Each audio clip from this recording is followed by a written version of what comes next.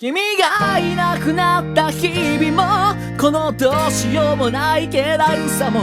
心と体が喧嘩して頼りない僕は寝転んで猫になったんだよな君はいつかふらっと笑われてくれ何気ない毎日を君色に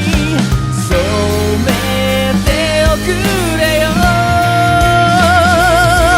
君がもし捨て猫だったらこの腕の中で抱きしめるよ